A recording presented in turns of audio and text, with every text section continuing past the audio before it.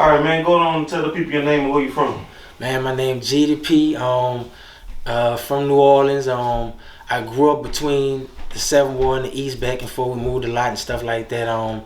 Really, I rep Tyler Lane. If you ever heard Soulja Slim song, My Jack consists of, he said the 95 around on Tyler Lane and Buster Brand. So that's what Tyler Lane that is in the East. Some people might call it the East Side. It's one of the biggest parts of New Orleans. It's like 64,000 people live in that area. Before Katrina, it was like about 80,000 people lived in there. There's more people that live there in that area than in Biloxi, Mississippi, which is 45,000 population. So it's that big. And I stayed in the 7th Ward a lot too, back and forth. So 7th Ward in the East, I'd probably say, I kind of rep that. Just like how Baby kind of rep the 313, Pac rep, New York and Cali, and I can't leave it out. So 7th Ward East Side, New Orleans. How you describe New Orleans to people that never been there? How would I describe New Orleans to people that never been there? It's a festive city, a lot of culture, great food. It's really gangster too. It's a real rough city, real poor. Predominantly black city, might be like about 61% African American. So it's a black city. It's like I said, it's in the South. We got a different type of accent and a rich culture and like a lot of music and just a lot of a lot of great things that can happen in New Orleans, but a lot of bad things can happen too, according to where you at. So stay in the French quarters or whatever if you want, be a little smarter. All right, Baton Rouge have a certain connection culturally to music. Right. Why do you feel like New Orleans doesn't?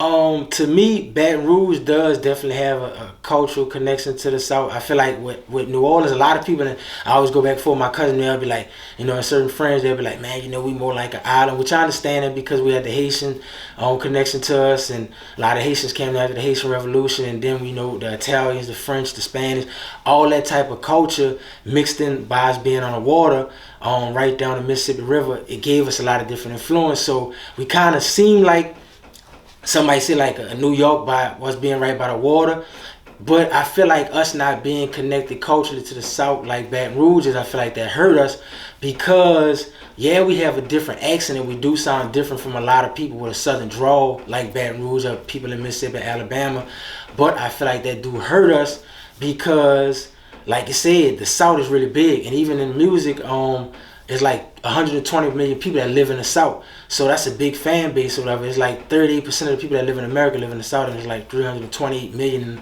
in America. And like I said, 38% of them live in the South. So I feel like, I just feel like that big city and us liking New York music a lot. A lot of people from New Orleans like that.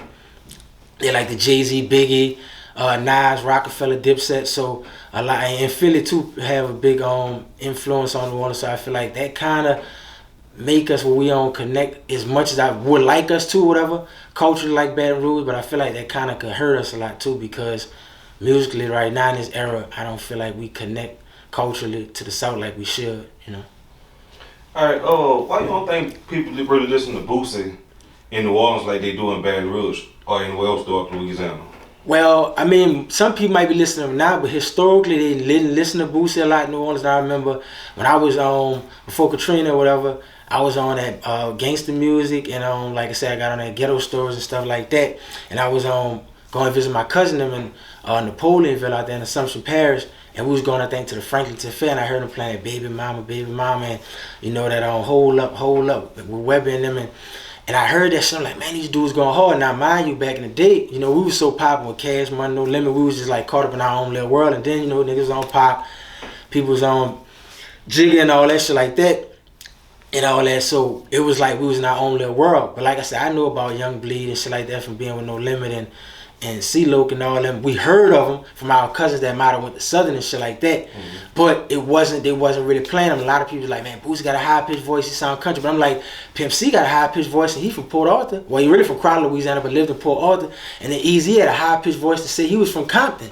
So Bruce had a high-pitched voice, but he was saying something. But I felt like his voice was getting on people's nerves, and they used to act like his voice was too annoying. They listened to Webby a little bit, but as a whole, it just really wasn't giving him a chance at that time. And I felt like when I was listening to him, me and my brothers used to kind of get clowny, like, man, turn that shit out. We don't hear no damn Boosie and Webby and all that shit like that. Put some Dipset on, put some, Soulja Slim and BG on or whatever. So it was just hard back then But I want to say this, I gotta give Boosie a lot of flowers because Boosie used to say shit like, "I cut your heart and take your throat." That's that Soulja Slim talk. My album play forever, like 400 by La Juvia. I got some Reeboks on my feet straight from New Orleans.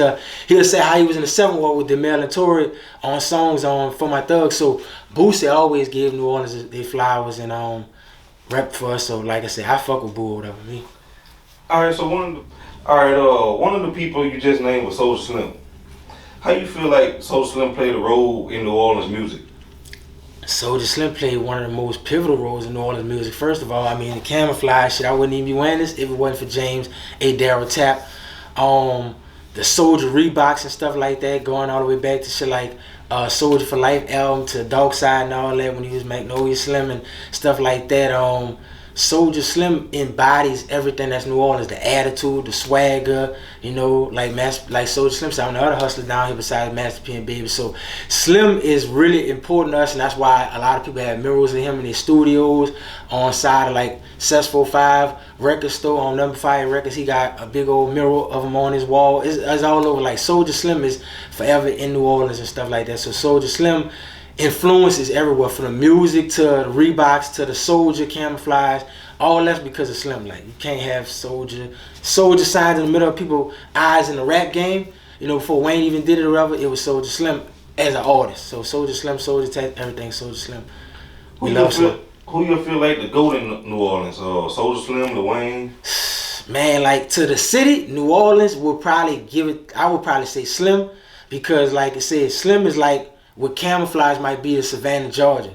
Like Mac Dre might be to the Bay. Like I feel like Slim would be that. But it's so many kings and all that. Like, you know, Wayne do his thing too. Wayne big or whatever, because Wayne, what he did for why is how far he went. So you got to put Wayne in there too. Wayne is special, but I have to probably say Slim. But there's so many or whatever. Juvie was special because what he did with 400 Degrees. Baby and them, it's like a lot of them. But I have to say, if I had to pick one, I had to say Soulja Slim, whatever. Alright, another late rapper you work with, BTY Youngin. Right.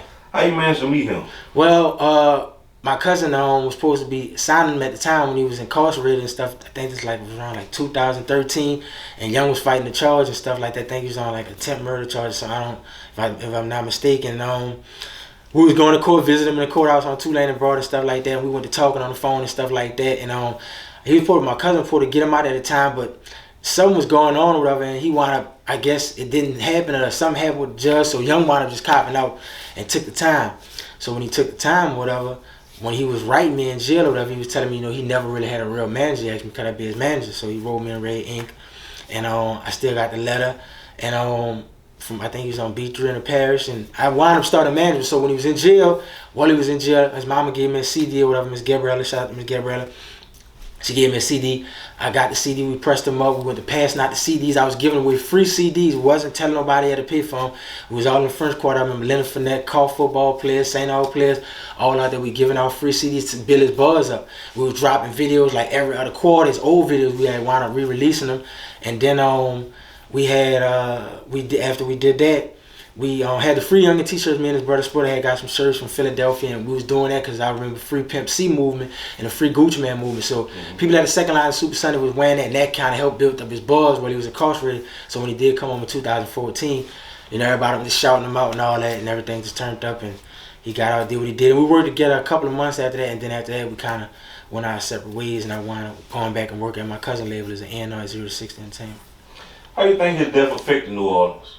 It affected it real bad or whatever. I mean, he was to me what Soulja Slim was to our era when we lost Slim in 2003. Youngin was like that to this generation when they lost him. So I felt like Youngin, you know, was really like, he was the special one out this era. And I felt like a lot of people definitely miss Youngin because his punchlines, him being on YouTube, and him just being that modernized Soulja Slim to me or whatever. I felt like he was like what Slim was in that era. That's what he was in this era. So it definitely affected New Orleans because he was one of the special ones, and they don't really come that often. All right, 2005, Katrina came. August 2005? Yeah. How would you describe New Orleans before Katrina and after Katrina? Well, before Katrina, I mean, it was gangster, and I mean, we had just moved back out of Selma. We was living in the East and stuff like that, off Diamond. It was gangster. I mean, it was the same way. All the projects was up for the most part, I mean, everything was still wild, the music was still hot and all that. We was still bumping Slim around that time, and and the Squad Up and all that. So I mean, at that time, but what would I say after? It was totally different and all that. A lot of people came back with different things culturally from other cities and stuff like that. Other things went to bleed into our culture from other places that people came back from and came back to New Orleans. A lot of gentrification, we seen that with a lot of white people went to moving to areas that was predominant African American communities. Like Uptown and all Like Uptown, you'll see Starbucks, you'll see bike lanes, you'll see things in the Treme area, was one of the oldest black African American communities in America. Just like Orange Mountain, Memphis, Tennessee, that happened. A lot of people went to get pushed more to the east. Like where I was from, grew up a lot between the east and the south. Where the east had a lot of people that's where Baby used to live at too. So it was a lot of bad spots too, and there's a lot of good spots too. But like Juvenile said on 400 Degrees, niggas beefing like the checkerboard and the goose. So they had bad areas in the east too, whatever. But they had a lot of good areas out there too. But after Katrina, it's like everybody got pushed in one spot. So you see a lot of the crime is in the east more, and you see a lot of urban decay, and they're not doing over these. So after Katrina is horrible. All the projects knocked down, pushed everybody, a lot of gentrification, and it looked fucked up. You feel like the government broke the levers on purpose? I feel like it could have been something like that, bro. Because like I said, I feel like they were waiting for a moment to do this or whatever, and to take all those areas that had so much culture with the Treme and the Seven Wall areas of the places in the Garden District. Like they putting condos up and doing all kind of stuff in Irish Channel. And I think they definitely want to do that because they wanted to put those areas that was like rich in history and give that to the white people, people that was moving in and just pushed everybody to the east when ain't really nothing there. Because at one time a lot of shit was, vibrant. It was bustling in the east area. Excuse me, but it's not a lot like that right now. So I feel like that probably did have something to do with that. Because, they want to take over the area. But with the Magnolia Projects, that's like right around the corner from the Superdome, huh? Well, it's not that far, whatever. I wouldn't say it's like right around the corner, but the Magnolia Project is up. Yeah, in 10 minutes you could get to the Superdome from the Magnolia Project. Yeah, definitely. You can see the Melpomene Project from, if you was on like third floor or something like that, you can see the Melpomene Project, Superdome, and Smooth Descent from the Melpomene Project. So the Melf would probably be real close to Melf and the Cali there. But it ain't that far, 10 minutes from the Magnolia. No.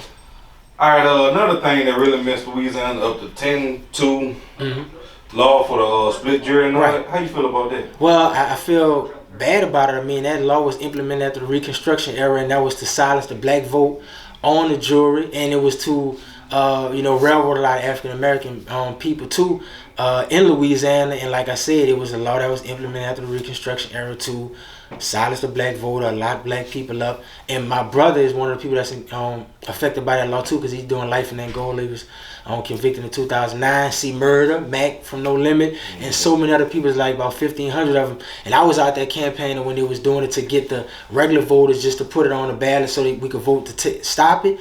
But they had to make it retroactive. So people like Super Sin Cousin Bear, he was able to be affected by it with his case with I think Will Smith and stuff like that. So I think should probably be getting a new trial coming up because he still didn't exhaust all his appeals. But my brother and C Murder and Mac, those guys that exhausted all their appeals, they waiting on the Supreme Court. So the Supreme Court just listen to it, and if they do make it retroactive, then all those guys might get a new trial, get resentenced or something like that. But I hope they do the right thing because they need to get rid of that Jim Crow law. 10-2, get rid of it.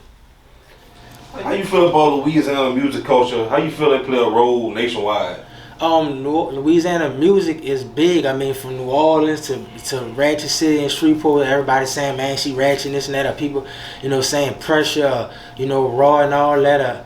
BG got everybody saying step on, because BG said that in 1997 on It's All On You Volume 1, he says, in my city is a struggle, you hustle to live larger, you step or get stepped on. So everybody's saying that. So our lingo and our music is everywhere. The production, the manifest type beats and stuff like that is everywhere. Even when I think about Detroit, like I like what Hell of a did, but I could hear the Hot Boys influence in that, and I could hear the Too Short influence in Detroit beats. And Detroit got a whole wave, and I feel like they love the Hot Boys, like a lot of those dudes, Cash Out Dope Boys and all that, and they got a lot. So I feel like our influence, not just Detroit, it influenced a lot of other places because a lot of people listen to Boosie and Webber, a lot of people listen to No Limit Cash Money. So our lingo and our music is all over hip hop, and Florida love us too. They still saying whoa and all kind of shit. So shout out Florida too.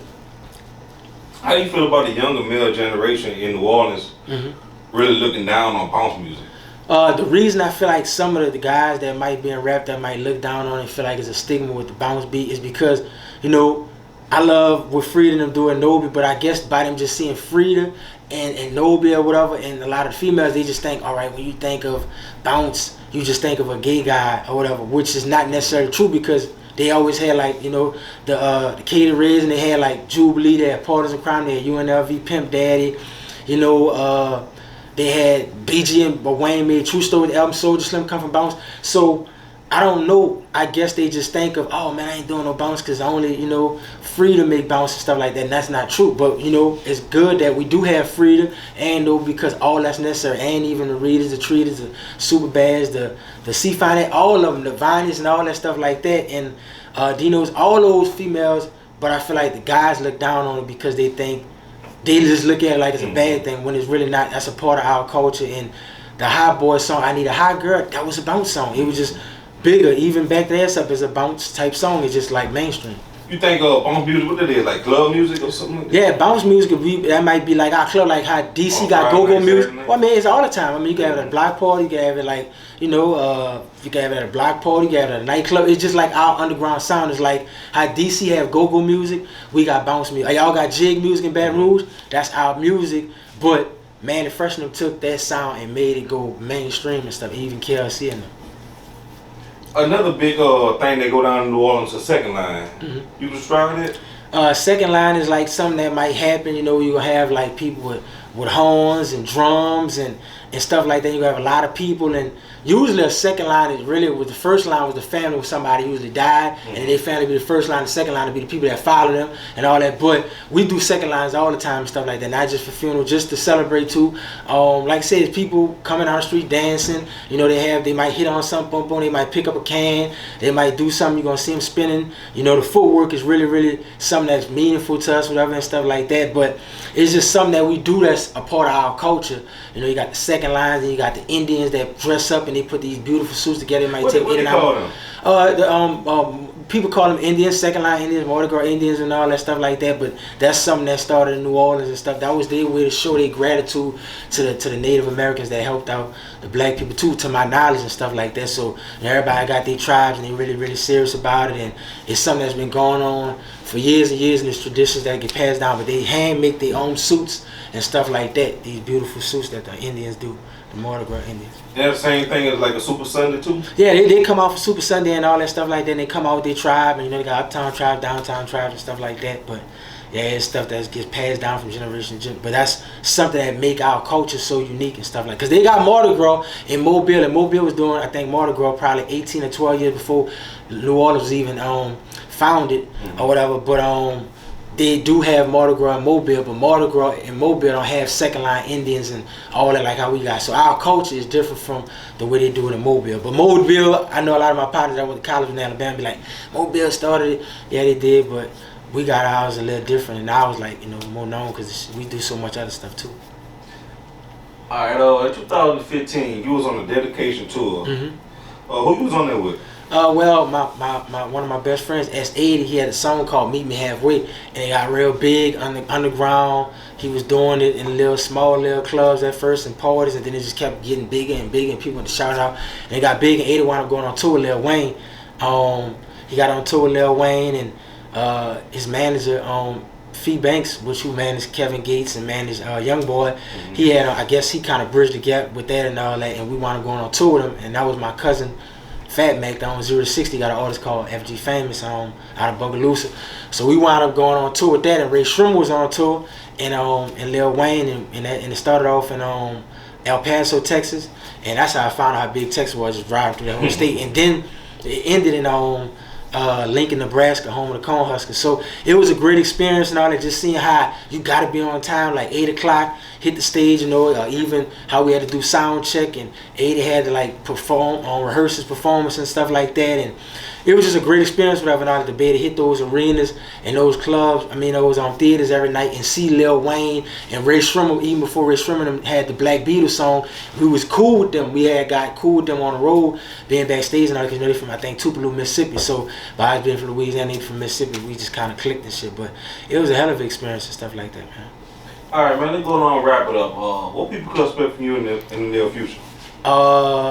Man, what they could expect from me in the near future is like just to keep doing this, whatever, keep spreading news about how I feel about New Orleans and Louisiana culture, and just let them know, like, man, we all together, and from the 985, the 225, the 318, the 504, you know, the 337, you know, we all strong together and stuff like that, man. And I just want to do it for the whole South, like Pimp C said, man. Just hold it down and let them know, like, man, connect the dots and keep putting down on them, because the South got something to say.